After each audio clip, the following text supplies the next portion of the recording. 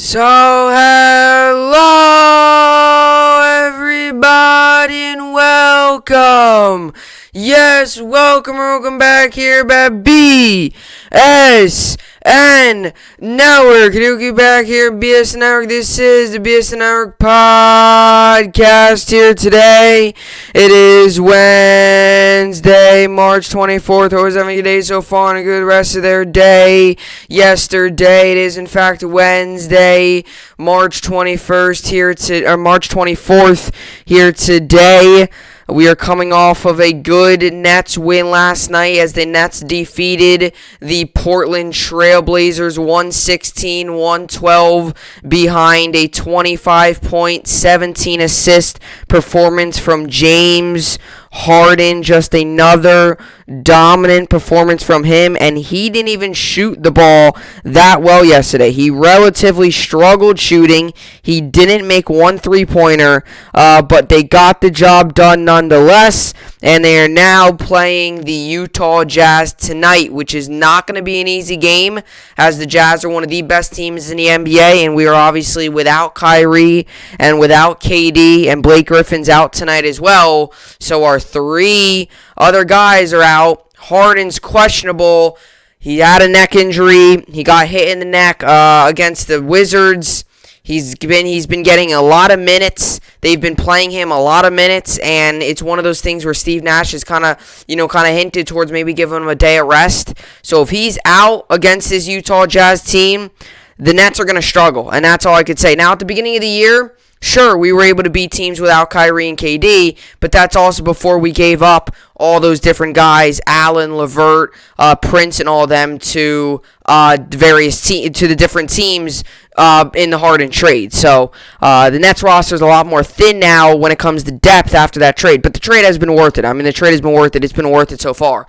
I mean, Harden really has been saving this team. If we don't have Harden, you got to realize, people, we're not in a good position, because Harden's what's keeping this team afloat when Kyrie and KD are out.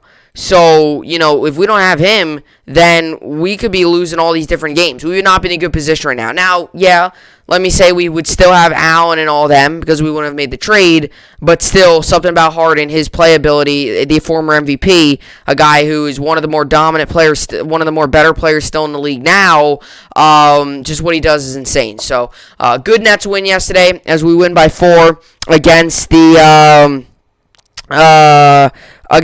good win against the Trailblazers. Like always, any win's good. As I always say, even if it's against a bad team or something, it's always good to pick up a win. I mean, wins are great. The wins are the best thing in sports.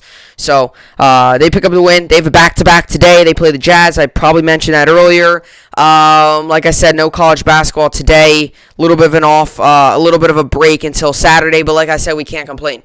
I can't sit here and be like, oh, no basketball on today. That stinks. No, you can't complain. Okay, we've had basketball on for the past. We had basketball on Thursday, Friday, Saturday, Sunday, and then Monday. So we can't complain that there's no basketball. I believe there's some games on Monday. So we can't sit here and complain that there's no basketball on. Because basketball. We can't complain. We had basketball for 5 straight days. So we'll get basketball back this weekend. That will start off the Sweet 16. So that should be exciting. Rangers have another day off. Rangers have 2 days off, which isn't a bad thing. But we play tomorrow. Actually, scheduling-wise, it helps with the Nets being on and stuff. So Rangers have a day off today. They play tomorrow. Open up a big 2-game set with the Flyers. So we got to capitalize on that series. At least come away with that series with at least one win. At least one win. That's all I'm asking for. We cannot come out of there 0-2. We cannot. You cannot. We got to come out of there with, I would love 2 wins, but if we can get one and maybe force the game to overtime, I would be satisfied with that. Just know that I want 2 wins, but I wouldn't be mad if we got only 1 win. But I would love 2. So, the Rangers play tomorrow. Other than that, not much other stuff. Knicks won last night, pure domination. Julius Randle had another big performance. So overall, New York sports, Yankees got the win, or Yankees tied yesterday. Mets are still playing stuff. Other than that, I'm ready for the MLB season. So with all that being said, let's get into the topics for today's podcast. We got Francisco Lindor. So, Francisco Lindor rumors, I want to get into that. The Mets are looking to give Francisco Lindor a contract extension. Obviously, they just made the trade for him a couple months ago, and now they are looking to give him a big contract extension, looking to fill up his pocket with a lot of money. There's rumors that he could be worth up to $300 million. I'll tell you why the Mets, this is a good move for the Mets, but they also got to watch out while making this move, because there's a couple other players on this team. They're going to want moves, they're going to want deals, they're going to want extensions, and the Mets are going to have to make one of those tough business decisions. Do we wait now and possibly risk not being able to extend Lindor next season, or do we extend him now and have a risk of losing out on some players in the coming years that might want extensions? So the Mets got to make a decision. I'll tell you what decision they should make. So we'll get into that rumor there with Francisco Lindor. It's not really a rumor, it's a fact. The Mets are in negotiations with him. It's just a matter of when the deal is going to get done and things like that, and if the deal is going to get done. Right, tomorrow, people, we're a week away from MLB season tomorrow. We're 1 week away from MLB season tomorrow. So there's not much time to talk out extensions, but at the same time, extensions have been made throughout the year. So we'll see how it all plays out. Maybe both sides mutually agree that it would be best to hold off on the extensions and wait till the offseason. I'm hearing from multiple sources I trust that they want to get a deal done before the year. So that's what we're all going to talk about in the first topic.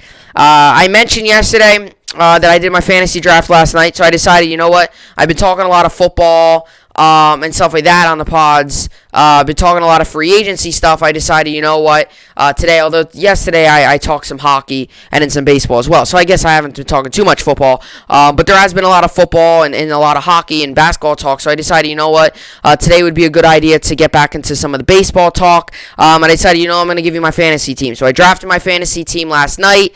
I'm going to tell you all the guys I got, going to give you the roster. I'm not going to go crazy in depth to each player, why I picked them up. I'm going to give you a little bit of an overview, kind of tell you what I expect. After each draft, I always do it. You always go back, hindsight 2020. Oh, if I would have picked this guy, if I would have got that guy, right? That's always the case, hindsight 2020.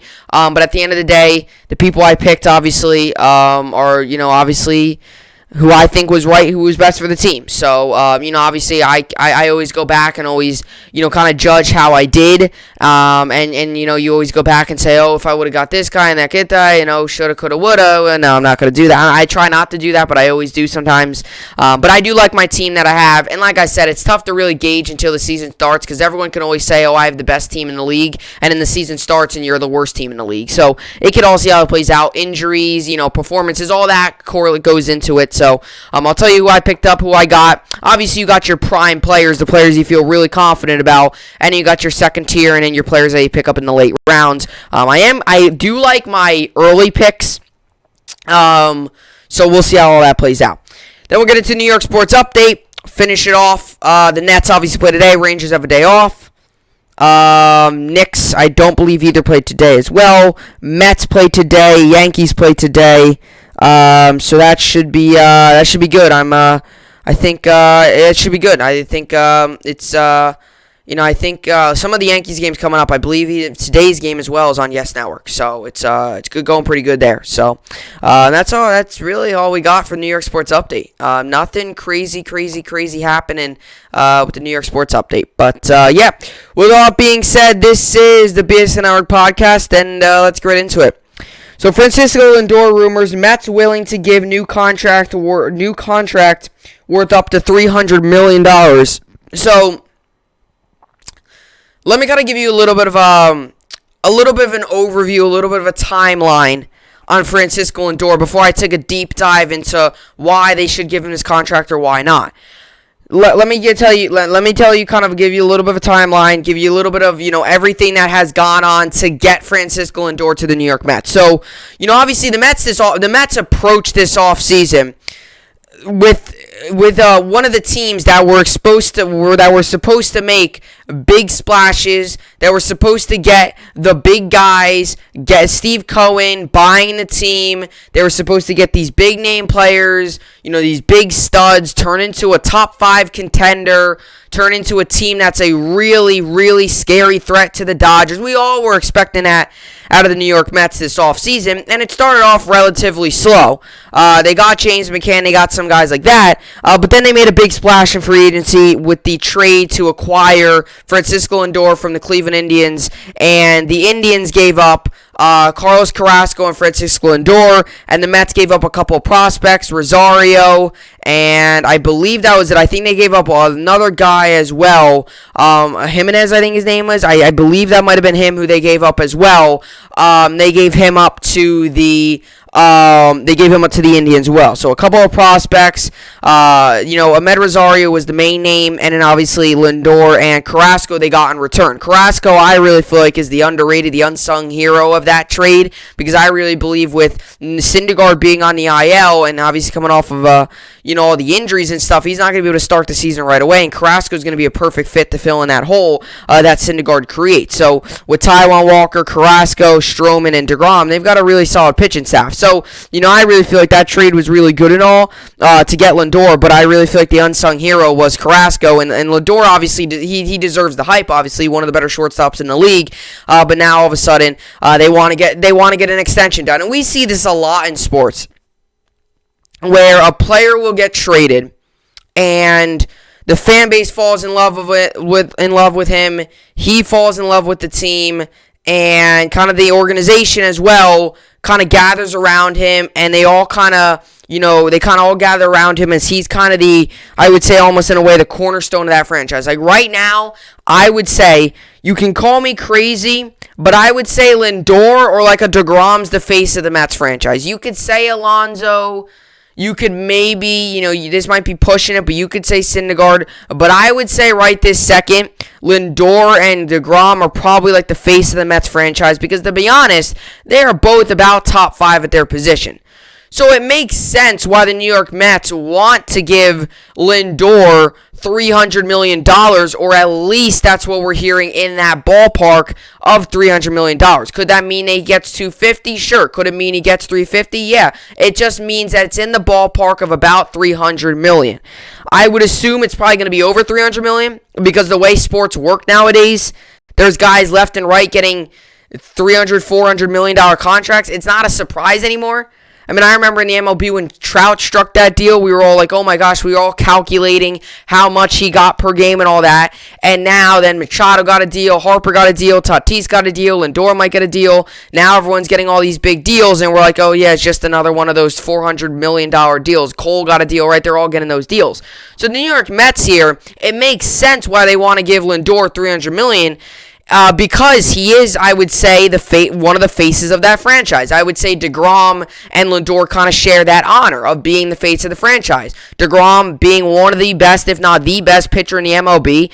And, I mean, same thing with Lindor. He's one of the best shortstops in the league. You could definitely make the argument he's the best shortstop in the league. But I think with Tatis and all them now, I would say Tatis is probably the best. But Lindor isn't far behind him. I would say Lindor is probably top 5 at the position. And DeGrom's definitely DeGrom top 2 at the position, without a doubt. So it makes sense. But it makes sense, like I said, to give him $300 million. So the Mets want to keep him here. The Mets want to keep him as a New York Met. And always a good way to start off deals is, and I'll get into where I tell you why, if this is a good deal or not. A good way to start off, because there's different types of negotiations in sports. You could have that negotiation where one side's strongly pushing to try to get a deal done, and the other side's kind of like, yeah, okay, I don't know about this. That could be both sides. That could even be the organization pushing to get a deal done with that player. Maybe that player right this second doesn't want to get the deal done. But in this case with the New York Mets, both sides want to mutually get a deal done. And that's a lot of times when the right move is made. And that's a lot of times when players don't get overpaid, when players don't, get too much money, when players get just the right amount, is usually when both sides mutually agree. Because think of it this way. If you have one side that's pushing to get an extension, for example, if this team is pushing to get an extension with player one, or an example with the Mets, let's just say the Mets were pushing to get an extension with Lindor and all that stuff, and they were pushing and pushing and pushing so hard to try to get him an extension. And Lindor wasn't really, budging. Lindor was like, yeah, I would take an extension, but I kind of want to focus right now. That's when the bad contracts come out. That's when, the Mets might be like, let's give you $500 million to stay here. And then Lindor's like, yeah, sure. And then you're not going to get the best performance out of Lindor. But in this case, it's different. Both sides are mutually agreeing. We believe that it's best right now to, negotiate an extension before the season starts. And when the season starts, we all know Lindor's wrapped up here for however many years we give it to him. And Lindor's still relatively young, which is another reason why. So I'll tell you this. If they're going to get a deal done, I would say it is a good move to re-sign Lindor. You're re-signing, or not extending, one of the best shortstops in the league. And one of the better players to say in the league. I don't know if he's a top 10 player in the league right now, when you compare him up to guys like Tatis, Trout, Acuna, and all them. But he's definitely in the conversation of one of the better young talent, one of the better talents overall in the MLB right now is Francisco Lindor. So, and you could tell Lindor likes it here. But the one thing with the New York Mets in this situation, I know they have a ton of money, and they've got a lot to spend, and they can make room, and all that stuff. But a guy like a Michael Conforto, too, he's another guy who could be looking for an extension. You could be risking Michael Conforto's future on the team if you give Lindor all this money. Because then that's going to create a little bit of a hole in Conforto's contract, obviously, to try to get a deal done there. So the Mets are going to have to choose here. This is when the business of the sport sometimes comes in. You might want Lindor to get the contract, but then at the same time, then that creates less of a chance maybe for you to get a guy like a Michael Conforto a contract. So we'll see how it all plays out. But if the Mets give Lindor a contract and both sides mutually agree, if I was a Mets fan, I'd be perfectly okay with the move. I would be very excited about the move. You're getting one of the best shortstops in the league to be wrapped up, assuming it's probably like a 6, 7, 8, 9-year deal, somewhere in that range. I can just imagine, if we're talking $300 million, we're probably talking 9-year deal. So, and he's still relatively young. So, like, a 9-year deal would take him completely out of his prime to old. I wouldn't be surprised if it's like a 7-year, $300 million deal. It could be something like that. I don't think it's going to be 14 years like Tatis, just because I don't know if he's going to play 14 more years in the MLB. He might play, 5, 6, 7 more years, and then maybe call it. And so a 9-year deal would probably fit. For Lindor, but we'll see how it all plays out. And that's another thing, too. You don't want to overpay him. And that's another thing, too. When both sides agree on it, it's great. But you also don't want to get into a situation where you overpay him. You don't want to get into a situation where you rush to get an extension done, boom, you get it done, and then all of a sudden you kind of realize, oh, man, we shouldn't have done that. Because now it creates a hole in this, a couple of these other guys' contracts. And now it's going to be tough to negotiate, right? All those things. So teams, front offices, a lot goes into an extension. An extension can really make or break a lot of teams because you're taking a lot of money and giving it to one player, and you're really relying on that player to be a key part of the team. Same thing with this. The Mets fans, Mets organization, MLB, everyone's watching to see if Lindor can really put this team above and beyond and make them make a run in the playoffs. Everyone's watching, right? And everyone's been saying the Mets have got the pitching. The fielding could be better, but for the most part, they have that. They got the pitching. Their bullpen isn't great, but they added on. They took guys like Trevor May, right? Their pitching isn't the main concern. They've just not had good hitting. Their hitting's been the problem. Okay, we got Pete Alonso. Okay, that's good. Jeff McNeil, that's very good. It's almost like they needed another guy. Okay, we got James McCann. But now they got the piece that was missing. They got Lindor. They got a really good infielder. They got a really good hitter. They got one of the best pure players in baseball. So the entire MLB, including myself, we're going to see how this goes. We're going to see how this plays out. If Lindor, through the first 2 months of the season, is batting 190 and you're paying him 300, well, that's a problem. So if I was the Mets here, I would definitely give him the money. but don't feel the need to absolutely rush and give him the money. Because you also got other players out there who might want the money as well. Conforto. If Alonso has another good year this year and has another good year next year, Alonso would eventually want the cash. So definitely something like that. But I'm telling you right now, if the Mets give $300 million to Lindor right now, if I was a Mets fan, I would be happy about it. Because you're getting one of the best pure players in the league. And the Mets strongly believe, and many baseball fans like me strongly believe, that Lindor was the answer to that problem. Now, do I think the Mets make the World Series? No. And I'm not just saying that because it's the Mets. I think they need a couple more pieces than just that. They could use another really good hitter in their lineup. But talking about pure hitters, pure players, Lindor is one of the top in the league. So if they're going to give him the money, I expect it. Expect them to give them the money. Francisco Lindor rumors Mets willing to give new contract worth up to $300 million. The New York Mets are reportedly willing to make a lucrative contract offer to Francisco Lindor with the hope of locking up the four-time All-Star. Per MLB Network's John Heyman, the Mets could make an offer worth up to $300 million for the superstar shortstop, but isn't clear if they are there yet. Heyman did note the Mets began their negotiations with the Lindor below that $300 million tag, but will be looking to compromise in order to get a deal done. New York is operating under time constraints in its quest to sign Lindor to a long-term deal. He told reporters upon arriving at spring training February 22nd that he would negotiate once the regular season begins. Like I said earlier, I will not be negotiating during the season. I will go to free agency if something carries on during the season. It's not fair for me. It's not fair for the team. I got to get everything I got into winning baseball games. So if it doesn't happen in spring training, I will go to free agency. We'll talk in November, December, whenever free agency starts. So that's what Lindor said. So there's a very good chance, and maybe the Mets decide to do this. I know the fan base won't be happy, but maybe the Mets decide to do, hey, you know what? We're not going to get a deal done right now. See how the season goes, and then if he has a big year this year, next year you can give him like $350 million. And go ahead and say, hey, we want to keep you. If he has a bad year this year, then go ahead and say, hey, well, the trade didn't work out. And send him somewhere else. Or he's a free agent then. It's unclear what kind of deal Lindor is seeking, but one anonymous MLB executive told John Harper of SNY TV last month that he could look to surpass the $340 million Fernando Tatis Jr. got from the San Diego Padres. Lindor is scheduled to earn $22.3 million in 2021. The 27-year-old will be eligible for free agency next offseason if he can't work out a deal with the Mets. New York acquired Lindor from Cleveland in January. He hit .285, .346, .488 with 138 home runs, 411 RBIs, 99 stolen bases, and won 2 Gold Glove awards in 6 seasons with Cleveland from 2015 to 2020. So, obviously, he's going to earn $22.3 million or $22.3 million in 2021, which is this season. He's 27 years old.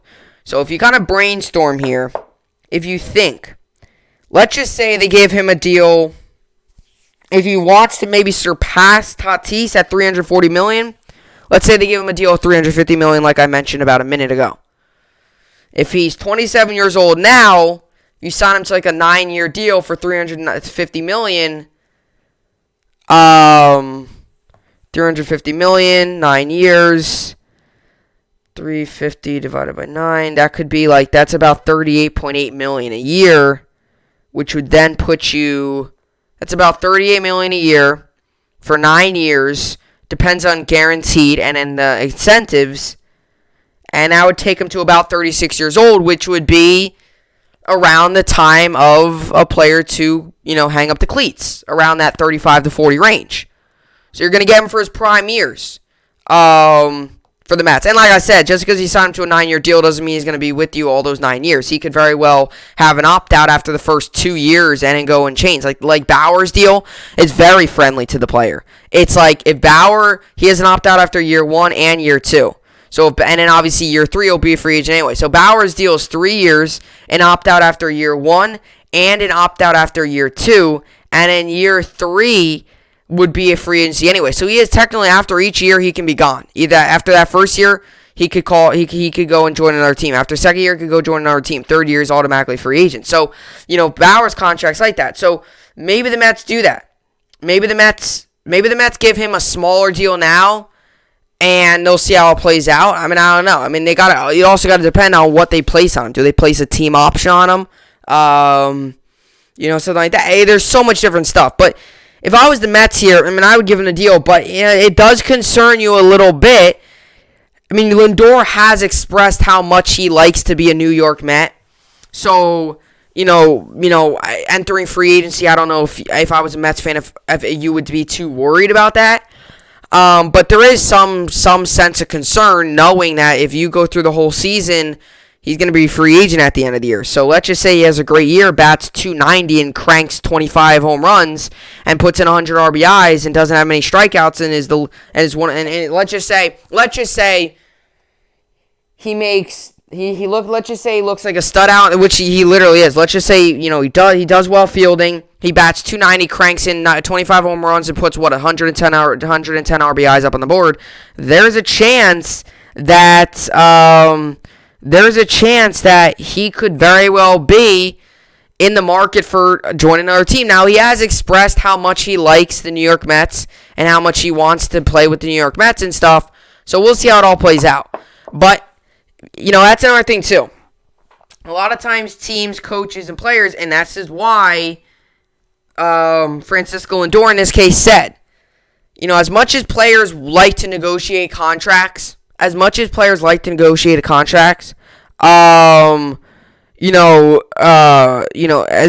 coach likes to negotiate, as much as coaches like to negotiate contracts, right? And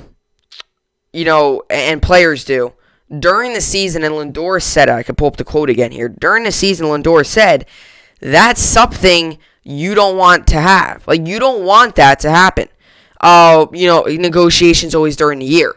Because you're focused on trying to win. You're focused on your individual performance. And overall, you're focused on trying to win as a team.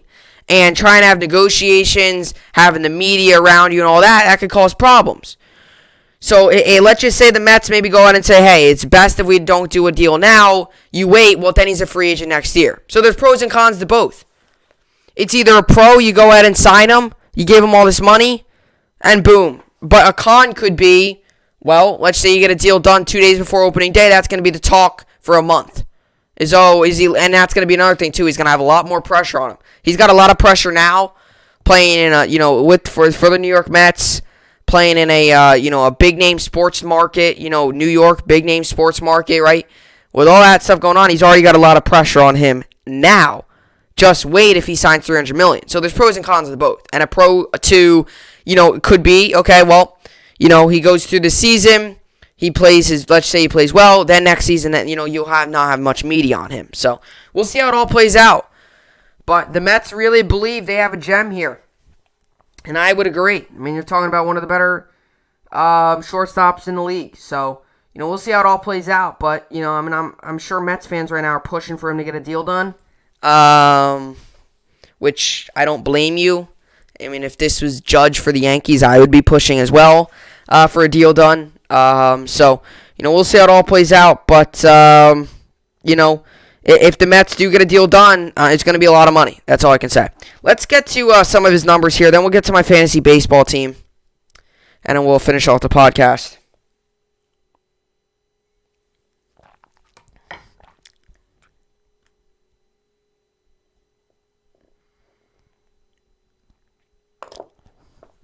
So, Fran, let's go Lindor.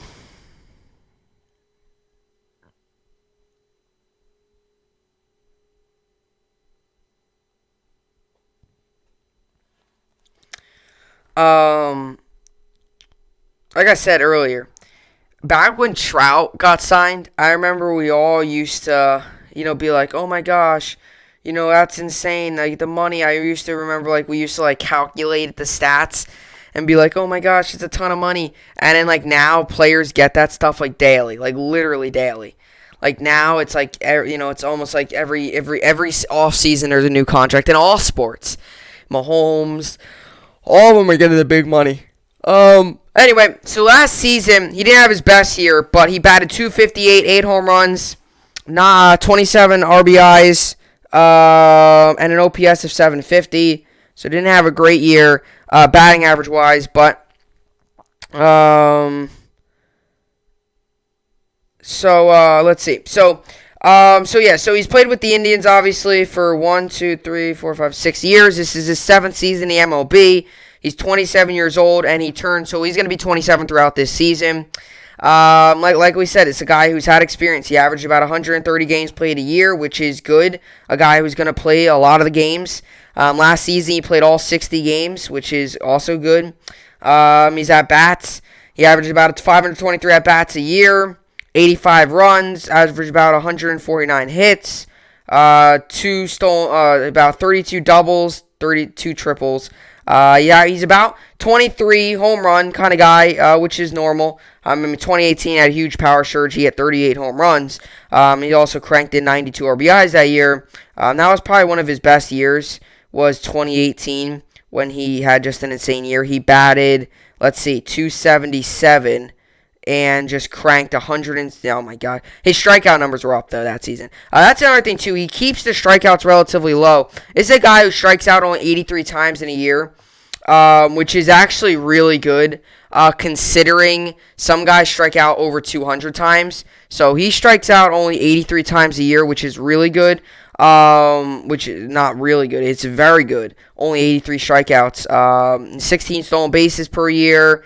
He'll take walks, 47 walks, which is good. RBIs, like I said, 68 RBIs a season. He's never had 100 RBI a year. But like I said, he's a guy who's a career hitter. He's a career 285 hitter. So, you're going to get a guy who's, he's a career 285 hitter. He's an average per year. He's going to bat 285, which is really good. That's right in the range of, really good. And that's another thing, too. He's a switch hitter. So he can bat lefty and right side, which is something that I think is really pivotal to many teams. I mean, I've always thought that switch hitters are underappreciated in the MLB. I've always thought throughout the years that switch hitters are one of the most biggest keys to the game. And I just think that because it's so, you don't get them often, and when you can get a good switch hitter that consistently can bat well from the left and the right side, I mean, it's just so, it's so dominant. Because sometimes teams complain about having a righty or a lefty heavy lineup.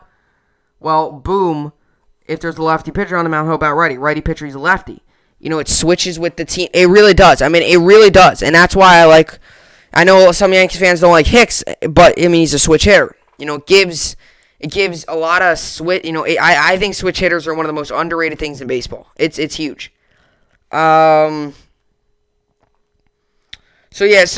just some of his other stats, his postseason. He's a good postseason hitter. He's not great at postseason, actually, in the postseason, but overall, he's got 95 at bats. So he's four postseason appearances, 95 at bats in the postseason. He's hit 5 home runs in the postseason, 12 RBIs. So he's a solid postseason kind of guy.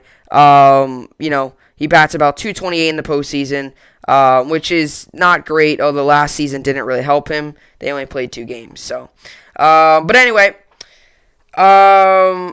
with all that being said, that will do it for the Francisco Lindor topic. Comment down below your thoughts on him, and if you're comment down below your thoughts on the Lindor deal, and if you think it's a good move to sign him now or wait and see, something like that. Because it's going to be a lot of money if they sign him. There's no doubt about it. But if they sign him to a lot of money, he's going to deserve it. And if you want me to tell you why he's going to deserve that money, well, because he's one of the best shortstops in the league. And everyone always talks about being the best at something. Oh, if you have the best player, right? Why wouldn't you want to keep the best player on your team? Right? Sometimes it's pretty easy to say why he's going to get that. I mean, he's going to get a lot of money. There's no doubt about it. My point was just you got to make sure that you got some left for the other players, right? You don't want to give them not that it would be, I don't have a problem with it, but if you're going to give him like $400 million, well, I don't know how much you're going to have left for a guy like a Michael Conforto or down the road a Pete Alonso or something like that to give.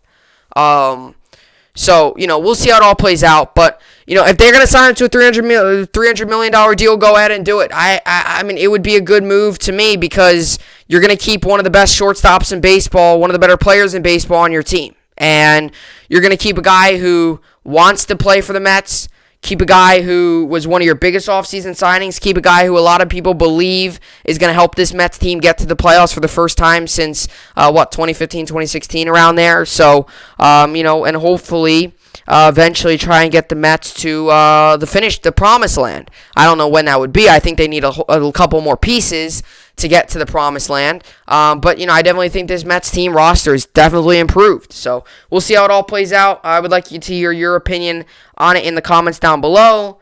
Just a comment just any comment down below, about this, whether that's, it could, they should wait and see, to see how he plays, see how he does this season and then do that or something. But like I said, if they're going to pay him $300 million, I mean, he's one of the best shortstops in the league, so it makes sense. But anyway, that's what I got for that Francisco Lindor topic. Coming up next, we're going to get into MLB fantasy team. So I did my fantasy baseball team yesterday. I did my fantasy draft. I decided to read my team to you and just some stuff like that. Tell you why I picked guys and all that good stuff. I'll tell you all that good stuff coming up next.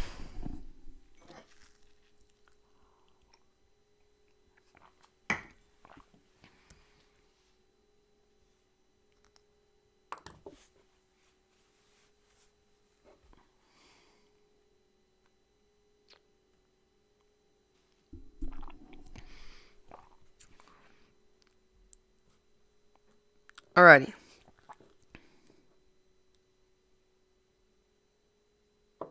So, let's get this up here.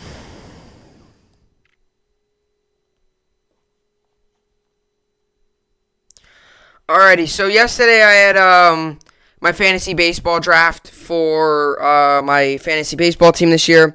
I know I said I was going to do, I wanted to do one I definitely wanted to do one, but since I already have a league, I don't know, I usually make a league, but I don't know if I'm going to be able to get enough people, and we're a week away from the season. I mean, realistically, you could do the draft the day of the games just before the games start if you really wanted to, but I don't like to push it that way. I usually do fantasy drafts about a week in advance from the season. For example, fantasy football, I'll usually do it late August, early September before the season starts, so about like a week and a half until the season starts. Usually about a week until the season starts. And then fantasy basketball, I did the same. I did about a week until the season starts. Same thing with fantasy hockey. I did it. Actually, fantasy hockey was about 2 days before the season started. I remember doing it like a couple days before the season starts. I believe the season started like a Wednesday and we did it on like a Monday. So it was definitely cutting it close. But we got it done obviously, and fantasy hockey for my team has been very successful this year. So I usually like to do it early. I know some people like to wait the last second to do them, or some people even do them the day of the start of the season or whatever. I usually don't do that. And the only reason I do that is just because usually if you can find the time, get it done, get your team. I like to have my team. I like to, when I create a league, I'm always looking to do the draft. Just because I like to have my team. I like to know what I'm working with. About a week in advance, and I can kind of, not so much prep, but I can kind of, see how everything goes and kind of do, plan accordingly. If you follow what I'm saying. So, obviously a lot of that stuff. But obviously a lot of just preparing and stuff. So yesterday I did my draft. Obviously, as I mentioned earlier, I don't want to sit here and say, if I really love my team and all that, just because, everyone after every draft always seems to love their team. Everyone's always like, oh, yeah, my team's so good. I don't want to do that. And the only reason it's sure the players I drafted were the players who I ultimately thought were the best players to be. There was definitely some players out there. You're not going to get every player you want. I mean, that's just how it is. I was hoping to get Juan Soto. He wasn't available. I was hoping to get what's his name? Gio Urshela, or not? Well, him too, but another guy I was looking to get, he wasn't available. Kenley Jansen, Dodgers, he wasn't available. So there was a couple guys that wasn't available. I was looking at getting Kershaw. He wasn't available. So, there's guys that, you're looking at. There's guys that you hope that you can get, that they're just not available and stuff like that. So, to make things clear here, with my first pick, I did take Garrett Cole. Now, you can call me, oh, he did it because of the Yankee. You can say all that stuff. Now, yes, I did it because, first off, I thought it was the right move, and he's a very good pitcher. And a little bit was because, I'm not going to take a Met player over a Yankee player. And I understand that. But, it was a little bit the fact that, he was a Yankee and I root for him. And, I'm not going to want to go up against someone that has Cole and hope that Cole does well. And then all of a sudden, right? So, we'll see how it all plays out. But, something I noticed was when I was doing it, because I was new, pitching is big. Starting pitching is big in fantasy baseball, I noticed. So, I noticed that when I was doing it. So, which is why one of the things I could take from my team that is maybe a part where I could have done better was pitching. Because it was a new draft. I didn't fully know how pivotal pitching was, and pitching is pretty pivotal. They average the most points per game. So, pitching was pretty pivotal. But, I can't complain about my pitching when I've got guys like Yelich and guys like that on my team. So, I'm going to read you my team from starters all the way down. I'll tell you when I get to my bench, and I'm going to read you all my pitchers and kind of just tell you some of the players I picked, why I picked them, just a little bit of a short overview. I'm not going to go into each why, like, oh, why did I pick this guy? I picked this guy because I'm not going to give you this 5-sentence long reason. I'm going to just give you a little bit of a reason. And anyway, here we go. So this is not in the order I picked them. This is just in the order they are in my lineup. So starting off with my catcher, my starting catcher is Will Smith. Starting first baseman is Luke Voit. Starting second baseman is Whit Merrifield. Starting third baseman is Alex Bregman. Starting shortstop is Marcus Semien. Then it goes Carlos Correa and Matt Olson at my shortstop, or second base shortstop spot is Carlos Correa, and my first base third base spot is Matt Olson. So I did that. And then my outfielders are Christian Yelich, Eloy Jimenez, Austin Meadows, Victor Robles, Dylan Carlson, then my utility guys, Gene Segura. And then my bench is Jorge Soler, Josh Donaldson, Austin Nola, Jake Cronworth, and Manuel Margot, which I actually took on my last pick. So that's that. Then my pitchers are Garrett Cole, Tyler Glasnow, Chris Paddock, Joe Musgrove, Will Smith, Frankie Montas, Zach Eflin, Chris Bassett, and Taylor Rogers are my pitchers. So my starting pitchers are Cole, Glasnow, Paddock, Musgrove, Frankie Montas, and Zach Eflin, and Chris Bassett. My relief pitchers are Will Smith and Tyler Rogers. So that's the one area where I was proud of, was the fact that I got a lot of starting pitchers, because starting pitchers are going to get you a lot of points. Relief pitchers aren't going to get you a lot of points. I was looking at some other people's lineups. They had a lot of relief pitchers. They had like 3 or 4 relief pitchers and only like 2 or 3 starting pitchers. And not that I'm going to criticize any one lineup, but I thought that a better strategy would to be a starting pitcher first. Load up on starting pitchers, because for example, Cole, his average last year was 19 points per game. The second closest is 15 points by Glasnow. The average position players is about 2 points per game. So you're getting 17 more points from your pitcher than you are like a position player. So let me go in order of picks. If I can remember correctly, I remember like my first couple of picks. So my first pick was Garrett Cole. My second pick was Christian Yelich. Those two I know by far easily. Everyone knows who Garrett Cole is. Everyone knows who Christian Yelich is. I mean, everyone knows who they are. Those are the Christian Yelich, big name in baseball. Garrett Cole, big name in baseball. And then I believe my next pick, let me check here, was either him or... okay, so my next pick was then Eloy Jimenez, who was another outfielder, another really big name. And then my pick after that was Whit Merrifield, I believe. So Whit Merrifield, second baseman for the Royals, really good player, really very good player. So that was that. So first, let me go by big names here, players that everyone pretty much knows. if you're a Yankees fan, you're going to know who Luke Voit and Garrett Cole is. I don't know if I would so much consider Luke Voit one of the biggest names in baseball. But here are some of the big names I have. Whit Merrifield, Alex Bregman, Carlos Correa, Christian Yelich, Eloy Jimenez, Garrett Cole, Tyler Glasnow, Musgrove, and Chris Paddock. Those are probably the big name players. Then Will Smith, Whit Merrifield, and guys like that. Marcus Semien too.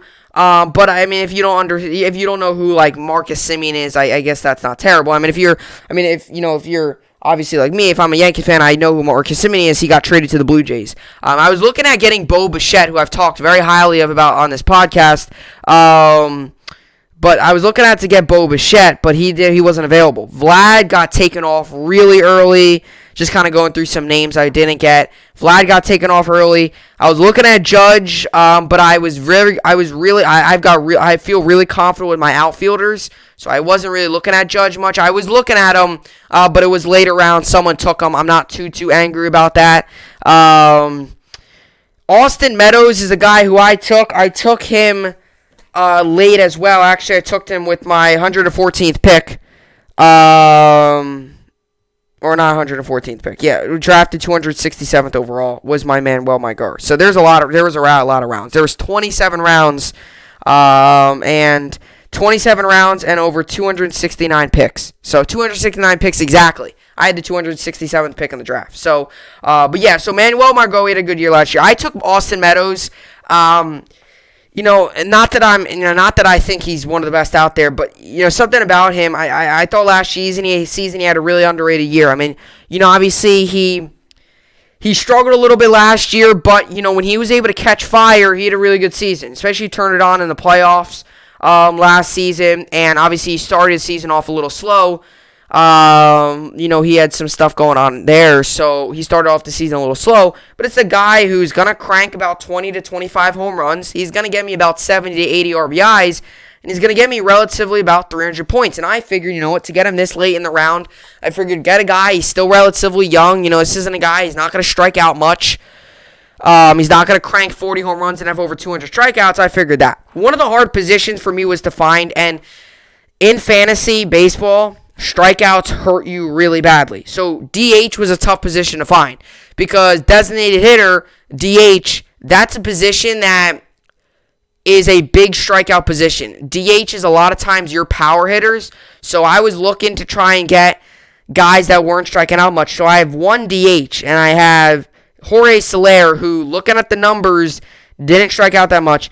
He had a little bit more strikeouts last season, but he had a power hitting average. He batted .228. This season, probably about .252. It's a power hitting average.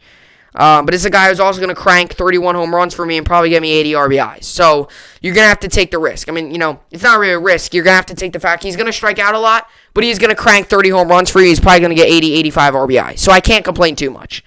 Can't sit here and nitpick. Someone who I was really surprised that fell all the way to me was Gene Segura. This was a guy I was looking at really from like the 7th round and beyond. I was looking at him for a little bit, and I was kind of just looking, and I knew it would be one of those things where if I looked at him for one more round and didn't take him, I knew someone else was going to pick him. I just had that feeling. He was on the board for like about the time where you would pick up a guy who's like a utility man, who would put in your utility spot. He could play second base and third base. A guy who would put in that spot, I was like, yeah, this is about that perfect round for that. I did some research, and I was like, okay, I can't let him go. Definitely one of the better utility, position-wise guys out there for fantasy baseball, so I really like that pick. This is a guy who does not strike out much. He's a guy who doesn't strike out much. He's going to bat about 283, which is good. He's not going to strike out much. He's not going to be as much power as like a Jorge Soler or anything, but he's going to hit line drives. He's going to get RBIs. He's going to steal bases. He's going to do his job. He's a veteran player. He's a guy who's been around in the league for a long time, and I strongly believe that I really like this pick. This is a guy who's also playing for the Phillies, a team that could very well go deep. So, a team, and this is a guy, too, who's been able to stay healthy. A guy, too, who's been able to stay healthy. Last season, he had batted .266, which is really good. This season, they're projecting about .283. So, I thought this was a good move. And I was surprised no one else took him, to be honest. So, and then obviously Yelich. I know he didn't have the best year last year, but People are predicting him this year to have another big year. 289, 106 runs. This is a guy who's going to crank 34 home runs and have 90 RBIs. This is also a guy, too, that's not going to strike out much. He's not that big of a strikeout. This is a guy who, he finished second in the NL MVP just a couple seasons ago. So he's one of the best players in baseball. And everyone knows who Christian. I mean, he's one of the biggest names in baseball, Christian Yelich. So, but, obviously, and then Cole was my first pick as well, which, I thought was a perfectly good pick. So, but yeah, so that was my fantasy team. Like I said, it was my first draft. So I definitely, some of the times I passed up on some of the big guys, or not the big name guys, but later rounds. For example, like a guy like a Tommy La Stella, he's a pretty big name in the league. I passed him up to go take up a guy that doesn't strike out much because the person who runs this league, strikeouts they put down it really hurts you points wise. So I don't want that.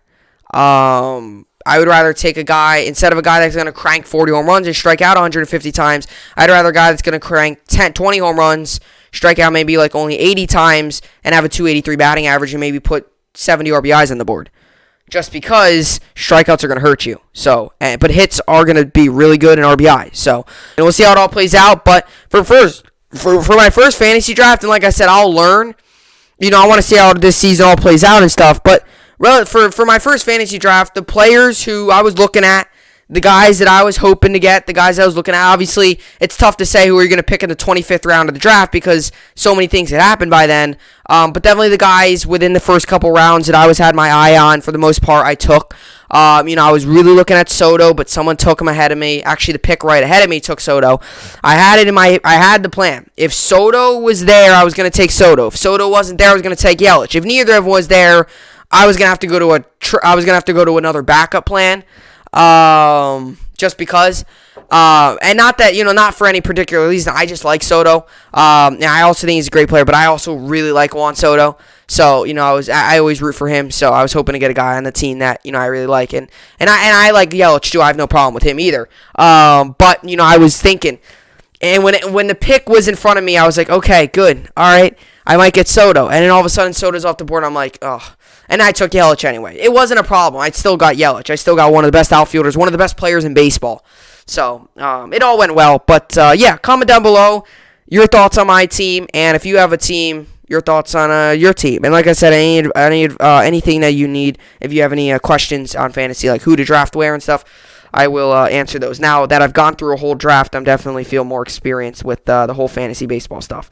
So, anyway, that's what I got for that. So, let's get into the New York sports update, or kind of just an update here on the rest of the sports. Yesterday, 76ers won, Suns won, Pelicans won, Knicks won, and Nuggets won. Nets also won yesterday, 116 to 112.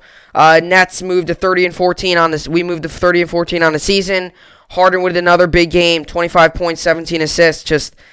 Has just been, dominating with us. So, really good win there. Today we got going Pacers, Pistons. I'll give Pacers the win. Bucks, Celtics, give Bucks the win. Nuggets, Raptors, give Nuggets the win. Bulls, Cavs, give Bulls the win. Grizzlies, Thunder, give Grizzlies the win. Hornets, Rockets, give Hornets the win. Mavericks, Timberwolves, give Mavericks the win. Suns, Magic, give Suns the win. Clippers, Spurs, give Clippers the win. And Hawks, Kings, give Hawks the win. Nets also play today. Nets coming in this game 30-14. Jazz coming in this game 31-11. Jazz are 10.5 point favorites. The over/under is 230 for this game. This game comes on today, 10 p.m. Eastern Standard Time on ESPN. I will give the Nets the win if James Harden plays. Just know that. If he doesn't play, I don't foresee us winning. But if he does, I think we can win the game. As for the NHL, yesterday the Coyotes won, Lightning won, Blackhawks won, Predators won, and Devils won. Today we've got going the Flames Centers. I'll give Flames the win. Wild Ducks, I'll give Wild the win. Penguins Sabres, give Penguins the win. Jets Canucks, give Jets the win. And Kings Sharks, give Kings the win.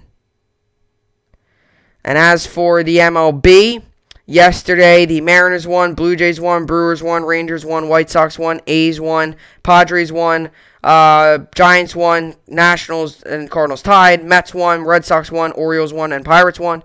Yankees tied yesterday 5-5. We moved to 13-7-2 on the season.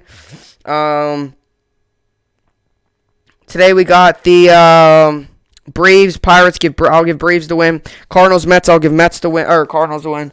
Phillies, Tigers, I'll give Tigers the win, and Rays, Twins, give Rays the win. Then we got going also the White Sox, A's, I'll give White Sox the win. Brewers, Rockies, give Brewers the win. Angels, Royals, give Angels the win. Nationals, Astros, give Nationals the win. Red Sox, Orioles, give Red Sox the win. Reds, Rangers, give Reds the win. Diamondbacks, Indians, give Diamondbacks the win.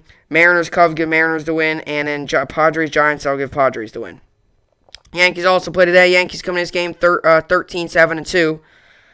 This game's actually on as well. So not looking great right now for the Yankees, but hope they can win.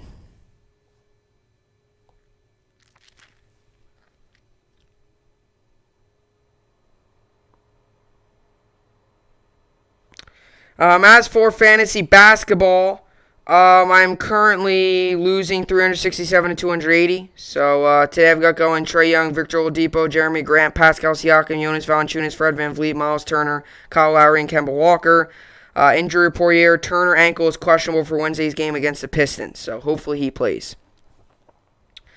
And as for fantasy hockey, I'm currently winning 25 to 19. So going pretty good there. Today I've got going Antes Kopitar, Johnny Gradué, Brock Beausier, Nikola Ehlers, and that's it. So, yeah, that's it. Other than that, all the other players, and then also Jacob Markstrom and Kaapo Kakkonen, I've got going at goalie, in goal there. So, but yeah, that's what I got for the podcast. So, like I said, comment down below your thoughts on the fantasy.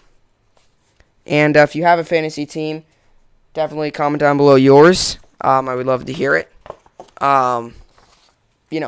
Your team, your top players, whatever. I mean, you don't have to give me your whole team because the teams are long. There's 27 players on a roster. So teams are long. But, yeah, that's pretty much what I got for the podcast. So it was another really good podcast. Tomorrow, depending on, if let's say Lindor signs the deal, by the time I do the next podcast, we'll talk about Lindor again. But tomorrow's kind of, there's not been crazy news. I know there's a defense lineman I was visiting with the Jets today, Vinny Curry, which has played for the Eagles for a really long time. And he played one season with the Bucs, and now he's back with the Eagles. So I might talk about that, but I have done already 2 Jets free agencies. So if I do another one, I don't know, how much you would enjoy that. There's so much different stuff to talk about, though. If I really wanted to, I could always talk about, the Yankees. I know I still got the MLB Power Rankings to do. I'll do that on opening day before the games start, I promise. And yes, I will have the pod done and uploaded. I'm going to have the pod all good to go for the game. So I'll do that on opening day, obviously. That podcast. So, we'll get into all that. But, a lot of good baseball stuff. So we'll see how it goes. The Astros are actually in deep talks with Lance McCullers too, I heard. So if he gets a deal, like I said, I'm always good. And that's another thing. The NBA trade deadline starts tomorrow. So we'll see how all that plays out. Let's just say the NBA trade deadline. I could talk about that as well. If there's any moves really. If there's a big move, even if it's not involving the Nets, because I do expect the Nets to be active. So we'll see how it all plays out. But yeah, with all that being said, that'll do it for the podcast here today. Hopefully you all enjoyed it. I will see you all back here tomorrow. Hope you enjoyed it, and thanks for watching.